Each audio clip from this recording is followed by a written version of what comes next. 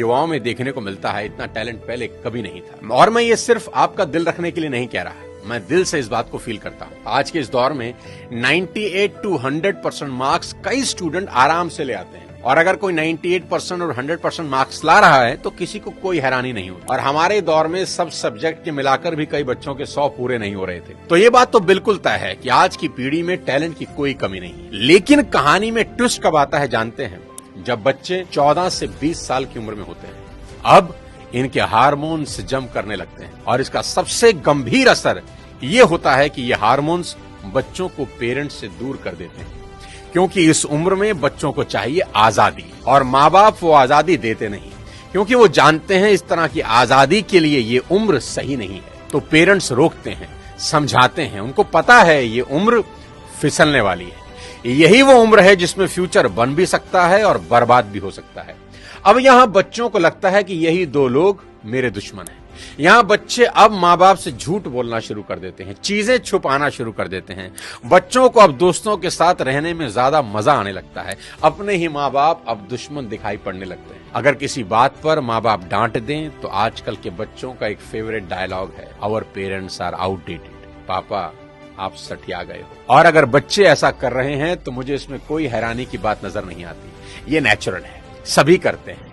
25-30 साल पहले हम भी यही करते थे, और आज के कोई 25-30 साल के बाद इनके बच्चे भी ठीक इसी इंटेंसिटी से ऐसा ही करेंगे। ये साइकिल चलता रहेगा। अरे आपको दिक्कत क्या है हमसे? कम से कम हम कोशिश तो कर रहे हैं ना। बाकी मोहल्ले के लौंडों के जैसे सड़क पे आवारागर्दी तो नहीं कर रहा है, लंठाई तो नहीं कर रहा है। पढ़ाई पे ध्यान दिए होते हैं तो अरे नहीं गया ध्यान पढ़ाई पे। एक और कहानी जो इस उम्र में होती है वो ये कि बच्चे अपने पेरेंट्स से अब नफरत करते हैं और दूसरे पेरेंट की बात खुशी खुशी सुन लेते हैं। यहाँ अपना ही एग्जाम्पल देता हूँ। आज बहुत लोग मेरी बात सुनते हैं और मानते हैं, दूर दूर से कंसल्टेशन लेने आते हैं, पर मेरी अपनी बेटी को समझाने में मेरे पसीने निकल जाते हैं। कपिल शर्मा के शो में आमिर खान का भी यही प्रॉब्लम है, जो उन्होंने बताया कि सभी स्टार्स के बच्चे अपने करियर की सलाह मुझसे लेने आते हैं, पर मेरे अपने बच्चे मेरी बात नहीं सुनते। बच्चे बात सुने या ना सुने ये मेरी प्रॉब्लम नहीं है, मेरी चिंता कुछ और है, वो बताता हूं आपको। अभी कुछ दिन पहले मैं एज अ चीफ गेस्ट अपनी बेटी के स्कूल में गया, जहां उनकी प्रिंसिपल ने मुझे इनवाइट किया। उनका कोई एनुअल डे प्रोग्राम था। मैंने वहां भी यही कहा कि मेरी चिंता बच्चों की परसेंटेज को लेकर कुछ ज्यादा नहीं है, क्योंकि पिछले 20 साल में कोई 200 से ज्यादा कॉर्पोरेट्स को मैं ट्रेन कर चुका हूं, और मैं जानता हूं कि स्कूल और कॉलेज में पढ़ाई जाने वाली 90% बातें जिंदगी में कहीं काम नहीं आती, और 90% बातें जो जिंदगी में काम आती हैं वो स्कूल और कॉलेज में पढ़ाई ही नहीं जाती। मुझे तो याद ही नहीं कि कब sine theta upon cos theta is equal to tan theta मैंने अपनी जिंदगी में कहीं इंप्लीमेंट किया। एज अ पेरेंट आज मेरी सबसे बड़ी चिंता यही है कि बच्चे किसी गलत संगत में पढ़कर कोई गलत रास्ता ना ले लें, क्योंकि कुछ रास्ते ऐसे हैं जिसमें वापसी करीब करीब नामुमकिन है, जैसे नशे का रास्ता, जहां एक बार इंसान चला जाए तो फिर वापस नहीं लौटता। नशे पर एक पूरा वीडियो मैंने बनाया है, एक बार जरूर देखना। कोई ऐसा कदम ना उठाएं जिसका पछतावा उन्हें सारी उम्र हो। एक शेर है कि एक गलत कदम उठा था राहे शौक में, एक गलत कदम उठा था राहे शौक में, और मंजिल तमाम उम्र मुझे ढूंढती रही। कि आदमी एक गलती करता है और फिर रास्ता कभी मिलता नहीं।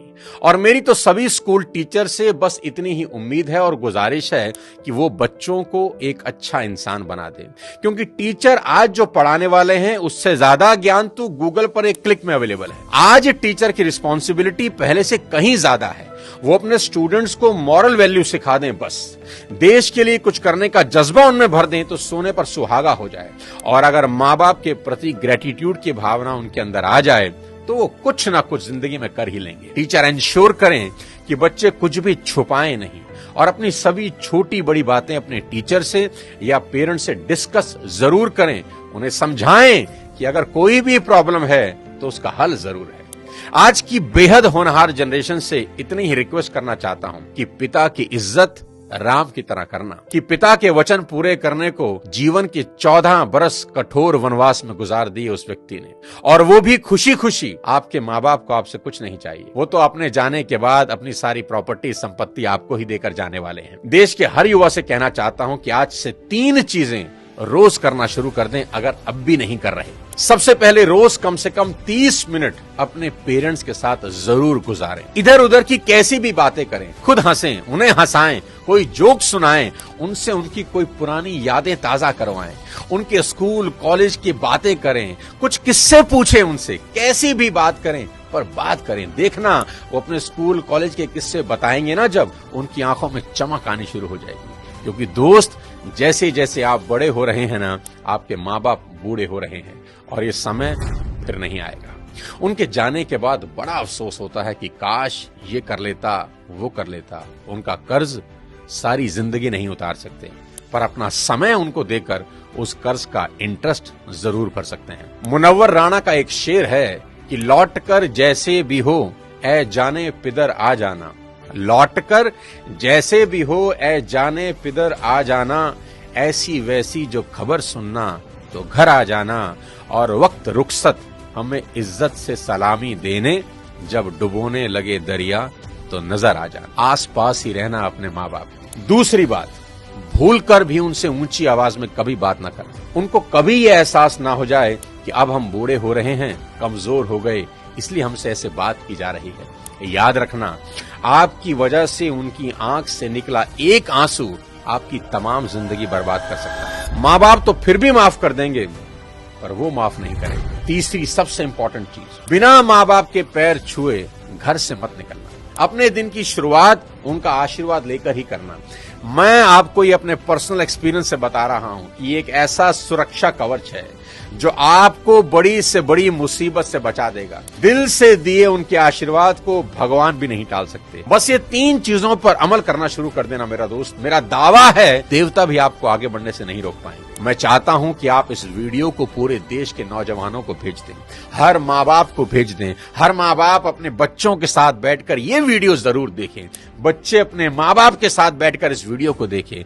बहुत सी चीजें हम रोज शेयर करते हैं व्हाट्सएप पे, यूट्यूब पे, यहां वहां से, पर आपसे रिक्वेस्ट है कि इस वीडियो को पूरे देश में शेयर कर दें और मिलकर भारत को एक बेहतर भारत बनाएं। अगले किसी और वीडियो के साथ फिर आपसे मुलाकात करूंगा। तब तक अपने स्वास्थ्य का ध्यान रखिए। Thank you so much. जय हिंद।